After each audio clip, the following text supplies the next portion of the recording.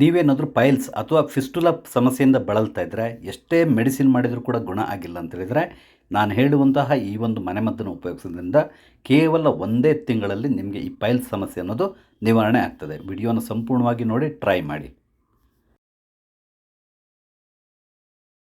ನಮಸ್ಕಾರ ಎಲ್ರಿಗೂ, ಅಮ್ಮಿಸ್ ಲೈಫ್ ಸ್ಟೈಲ್ಗೆ ಸ್ವಾಗತ.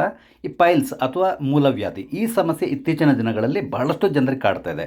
ಕಾರಣ ಏನು ಅಂತೇಳಿದರೆ ನಾವು ತಿನ್ನುವಂಥ ಫುಡ್ಡು, ಹಾಗೆ ನಮ್ಮ ಜೀವನ ಶೈಲಿ ಇದೆಲ್ಲದರಿಂದಾಗಿ ಈ ಸಮಸ್ಯೆ ಬರ್ತದೆ. ಹಾಗೆಯೇ ಡ್ರೈವರ್ಸ್ಗಳಿಗೆ ಕೂಡ ಈ ಸಮಸ್ಯೆ ಜಾಸ್ತಿ. ನಂತರ ತುಂಬ ಹೊತ್ತು ಕೂತ್ಕೊಂಡು ಕೆಲಸ ಮಾಡ್ತಾರಲ್ಲ, ಅಂಥವರಿಗೆ ಕೂಡ ಈ ಸಮಸ್ಯೆ ಭಾಳಷ್ಟು ಇರ್ತದೆ. ಇದಕ್ಕೆ ನೀವು ಎಷ್ಟೇ ಮೆಡಿಸಿನ್ ಮಾಡಿದರೂ ಕೂಡ ಕೆಲವೊಮ್ಮೆ ಗುಣ ಆಗೋಲ್ಲ. ಫೈನಲ್ ಆಗಿ ಇದು ಸರ್ಜರಿ ಮಾಡ್ಕೊಳ್ತಾರೆ. ಸರ್ಜರಿ ಮಾಡಿದರೂ ಕೂಡ ಇದು ಗುಣ ಆಗ್ತದೆ ಅನ್ನೋ ಯಾವುದೇ ರೀತಿಯಿಂದ ಗ್ಯಾರಂಟಿ ಇಲ್ಲ. ಅಂಥವರಿಗೆ ಒಂದು ಅದ್ಭುತವಾದಂತಹ ಮನೆಮದ್ದನ್ನು ಹೇಳ್ತಾ ಇದ್ದೇನೆ. ಈ ಮನೆಮದ್ದನ್ನು ನೀವು ಉಪಯೋಗಿಸೋದ್ರಿಂದ ಸರ್ಜರಿ ಇಲ್ಲದೇ ನಿಮ್ಮ ಈ ಪೈಲ್ ಸಮಸ್ಯೆಯನ್ನು ನಿವಾರಣೆ ಮಾಡ್ಕೊಳ್ಬೋದು. ಈ ಮನೆಮದ್ದು ಮಾಡ್ಕೊಳ್ಳಿಕ್ಕೆ ನಮ್ಗೆ ಬೇಕಿರೋ ಕೇವಲ ಎರಡೇ ಇಂಗ್ರೀಡಿಯೆಂಟು. ಒಂದು ಕಾಮಕಸ್ತೂರಿ, ಇದು ಸಾಮಾನ್ಯವಾಗಿ ಎಲ್ಲ ಕಡೆ ಸಿಗ್ತದೆ.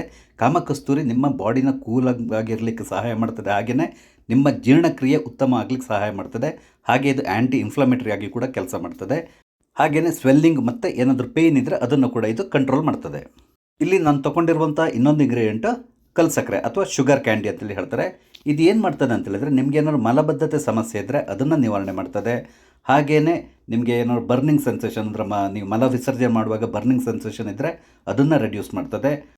ನಂತರ ಏನಾದ್ರು ಬ್ಲೀಡಿಂಗ್ ಇದ್ದರೆ ಅದನ್ನು ಇದು ಕಂಟ್ರೋಲ್ ಮಾಡ್ತದೆ. ಹಾಗೆಯೇ ಇರಿಟೇಷನ್ ಏನಾದರೂ ಇದ್ದರೆ ಅದನ್ನು ಕೂಡ ಇದು ಕಂಟ್ರೋಲ್ ಮಾಡ್ತದೆ. ಹಾಗಾಗಿ ಇಲ್ಲಿ ನಾನು ಕಲ್ಸಕ್ಕರೆಯನ್ನು ಉಪಯೋಗಿಸಿದ್ದೇನೆ. ಈಗ ಇದನ್ನು ಮಾಡುವ ವಿಧಾನ ಹೇಗೆ ಅಂತ ನಾನು ನಿಮ್ಗೆ ಹೇಳ್ತೇನೆ. ಒಂದು ಗ್ಲಾಸ್ ತೊಗೊಳ್ಳಿ.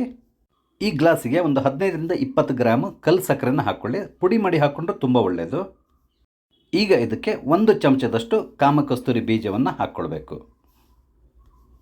ನಂತರ ನಾವು ಇದಕ್ಕೆ ನೀರನ್ನ ಹಾಕಬೇಕು. ಒಂದು ಗ್ಲಾಸ್ ಫುಲ್ ಆಗುವಷ್ಟು ನೀರನ್ನ ಹಾಕಬೇಕು. ತಣ್ಣೀರು ಬೇಕಾದರೂ ಯೂಸ್ ಮಾಡ್ಬೋದು, ಅಥವಾ ಬಿಸಿ ಮಾಡಿ ಆರಿಸಿರುವಂಥ ನೀರನ್ನು ಬೇಕಾದರೂ ನೀವು ಉಪಯೋಗಿಸ್ಬೋದು. ನಂತರ ಇದನ್ನು ಚೆನ್ನಾಗಿ ಕಲಕಬೇಕು ನಾವು. ಅಂದರೆ ನೀರಿನ ಜೊತೆಗೆ ಈ ಕಲ್ಸಕ್ಕರೆ ಮತ್ತು ಕಾಮಕಸ್ತೂರಿ ಬೀಜ ಸಂಪೂರ್ಣವಾಗಿ ಮಿಕ್ಸ್ ಆಗಬೇಕು. ಹಾಗಾಗಿ ಸ್ವಲ್ಪ ಕಲಕಿ ಬಿಡಿ. ಇದನ್ನು ನೀವು ರಾತ್ರಿ ಸಂದರ್ಭದಲ್ಲಿ ಮಾಡಿ ಇಡಬೇಕಂದ್ರೆ ತಕ್ಷಣ ಉಪಯೋಗಿಸೋದಲ್ಲ. ಅದಕ್ಕೆ ಬದಲಾಗಿ ಈ ರೀತಿ ರೆಡಿ ಮಾಡಿ ಇದಕ್ಕೆ ಒಂದು ಪ್ಲೇಟನ್ನು ಮುಚ್ಚಿ ರಾತ್ರಿಯಲ್ಲೇ ಇಟ್ಬಿಡ್ಬೇಕಂದ್ರೆ ರಾತ್ರಿ ಇದನ್ನು ಕುಡಿಯುವಾಗಿಲ್ಲ.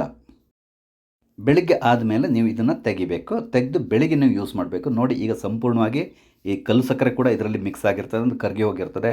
ಹಾಗೆಯೇ ಕಾಮಕಸ್ತೂರಿ ಬೀಜ ಕೂಡ ಅಷ್ಟೇ ಸಂಪೂರ್ಣವಾಗಿ ನೀರನ್ನು ಎಳ್ಕೊಂಡು ದಪ್ಪ ಕೂಡ ಆಗಿರ್ತದೆ. ಈಗ ಇದನ್ನು ನಾವು ಯೂಸ್ ಮಾಡ್ಬೋದು. ಇದನ್ನು ನೀವು ಬೆಳಿಗ್ಗೆ ಎದ್ದ ತಕ್ಷಣ ಖಾಲಿ ಹೊಟ್ಟೆಲಿ ಕುಡಿಬೇಕು. ಆಗ ಏನಾಗ್ತದೆ ಅಂತೇಳಿದರೆ ನಿಮ್ಮ ಜೀರ್ಣಕ್ರಿಯೆ ಚೆನ್ನಾಗಿ ಹೋಗ್ತದೆ. ಹಾಗೆಯೇ ಏನಾದರೂ ನಿಮಗೆ ಈ ಮಲಬದ್ಧತೆ ಸಮಸ್ಯೆ ಇದ್ದರೆ ಅದು ನಿವಾರಣೆ ಆಗ್ತದೆ. ನಂತರ ನಿಮ್ಮ ಈ ಮಲ ಏನಿದೆ ಅದು ತುಂಬ ಸ್ಮೂತ್ ಆಗಿರ್ತದೆ. ಆದ್ದರಿಂದಾಗಿ ನೀವು ಮಲ ವಿಸರ್ಜನೆ ಮಾಡುವಾಗ ಯಾವುದೇ ರೀತಿಯಾದಂಥ ಸಮಸ್ಯೆ ಉಂಟಾಗಲ್ಲ. ಹಾಗೆಯೇ ನಿಮ್ಮ ಮೋಷನ್ ಕೂಡ ತುಂಬ ಕ್ಲಿಯರಾಗಿ ಹೋಗ್ತದೆ, ಅಂದರೆ ಸ್ಮೂತಾಗಿ ಹೋಗ್ತದೆ. ಆದ್ದರಿಂದಾಗಿ ನಿಮಗೆ ಈ ಪೈಲ್ ಸಮಸ್ಯೆ ನಿವಾರಣೆ ಆಗ್ತಾ ಬರ್ತದೆ. ಕೇವಲ ಒಂದೇ ತಿಂಗಳಲ್ಲಿ ನಿಮಗೆ ಈ ಪೈಲ್ಸ್ ಸಮಸ್ಯೆ ಇದ್ದರೆ ಖಂಡಿತವಾಗಿ ನಿವಾರಣೆ ಆಗ್ತದೆ. ನಿಮ್ಗೆ ಏನಾದರೂ ಶುಗರ್ ಸಮಸ್ಯೆ ಇದ್ದರೆ, ಅಂದರೆ ಡಯಾಬಿಟಿಕ್ ಆದರೆ ಇದನ್ನ ಉಪಯೋಗಿಸ್ಬೇಡಿ. ಯಾಕಂತೇಳಿದರೆ ನಾವಿಲ್ಲಿ ಕಲ್ಲು ಸಕ್ಕರೆನ ಉಪಯೋಗಿಸಿದ್ದೇವೆ. ಹಾಗಾಗಿ ಅಂಥವರು ಇದನ್ನು ಉಪಯೋಗಿಸೋದು ಬೇಡ.